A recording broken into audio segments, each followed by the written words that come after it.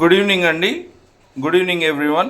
ఈరోజు మేము night chicken fry చేయడానికి ఫ్రెష్ చికెన్ తీసుకొని వచ్చాం మార్కెట్ నుంచి. దీనిలో ఫస్ట్ మ్యాగ్నేట్ చేయడానికి ఒక స్పూన్ కారము, తర్వాత ఒక స్పూన్ పసుపు, ఒక స్పూన్ సాల్ట్,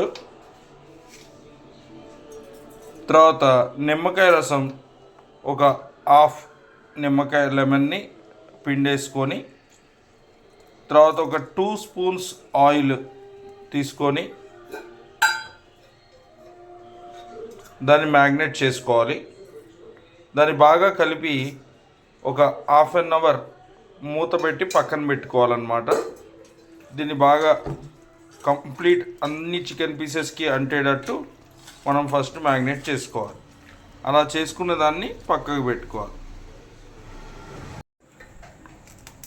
ఇప్పుడు స్టవ్ వెలిగించి గిన్నె పెట్టి దీని మీద ఒక 3 స్పూన్స్ ఆయిల్ వేసుకోండి.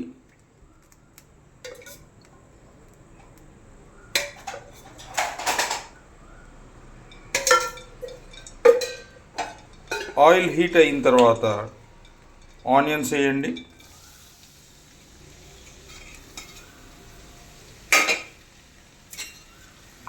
ఆనియన్ బాగా డీప్ ఫ్రై అయ్యే వరకు తిప్పండి. చిటికెడు పసుపు వేయండి. ఇప్పుడు ఆనియన్ బాగా డీప్ గోల్డెన్ కలర్లోకి వచ్చింది కాబట్టి ఆ పచ్చిమిరపకాయలు కూడా వేసేసుకుందాము. పొడవుగా 2 చీలికలుగా కోసుకున్న పచ్చిమిరపకాయలని ఒక 3 వేసేయండి. ఇప్పుడు మ్యాగ్నేట్ చేసిన చికెన్ని దీనిలో వేయండి.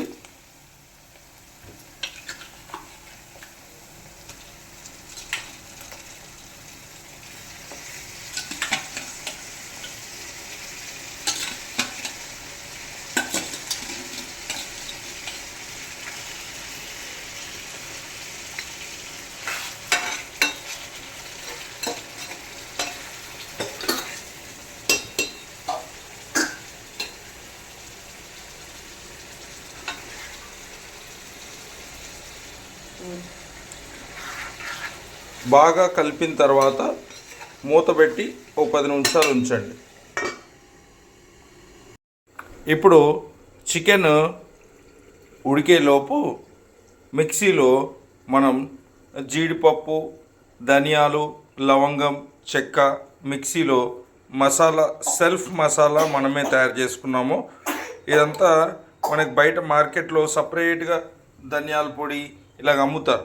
కానీ అలా కాకుండా మనం దీని లోపల దాల్చిన చెక్క, లవంగం, ధనియాలు, కారము, జీడిపప్పు అన్నీ కలిపి ఇది ఒక డిఫరెంట్ టైప్ ఆఫ్ మసాలా, ఎప్పుడు ఎక్కడ లేని మసాలా మనం తయారు చేసాం. దీనిలో కారం, పసుపు, ఉప్పు అన్నీ మిక్స్ అయి ఉంటుంది. ఇప్పుడు మూత ఓపెన్ చేసి దానిలో అల్లం వెల్లుల్లి పేస్ట్ మిక్స్ని వేసేసుకొని ఒక 2 స్పూన్స్ అల్లం వెల్లుల్లి పేస్ట్ ఇది బాగా డీప్గా కలపండి.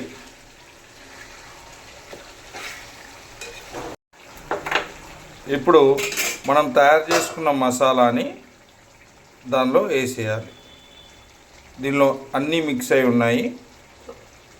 దీనిలోనే కారము, పసుపు, జీడిపప్పు పౌడరు అన్నీ ఉంటాయి అన్నమాట. ఈ మసాలాని మనం కలుపుకొని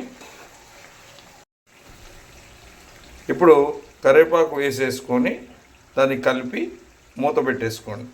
ఎందుకంటే ఈ కరివేపాకు ఒక ఫ్లేవర్ ఇప్పుడు చికెన్కి కరెక్ట్గా అంటుతుంది. కరివేపాకు ఫ్లేవర్ కొంతమంది ఇష్టపడతారు, కొంతమంది ఇష్టపడరు. సో కరివేపాకు ఫ్లేవర్ ఎవరైతే ఇష్టపడరో వాళ్ళు కరివేపాకుని ఎస్కేప్ చేయొచ్చు, ప్రాబ్లం లేదు. ఇప్పుడు మూత పెట్టేసుకోండి. ఉడికే వరకు దాదాపు ఒక పావు గంట సేపు ఉంచండి. బాగా ఉడుకుతుంది. అప్పుడు మీకు గుమగుమలాడే చికెన్ కర్రీ రెడీ అవుతుంది. ఇది ఉడికిన తర్వాత మనం ఓపెన్ చేసి చూద్దాం.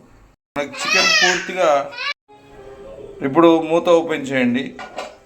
ఆయిల్ సైడ్కి వచ్చింది కాబట్టి మనకు చికెన్ రెడీ అయిపోయింది. ఇప్పుడు గుమ్మగుమ్మలాడే చికెన్ రెడీ అయినందుకు ఇప్పుడు కావాలంటే కొత్తిమీర వేసుకోవచ్చు, లేదంటే ఇలాగే సర్వ్ చేసుకోవచ్చు. మీకు టేస్టీ గుమగుమలాడే చికెన్ రెడీ.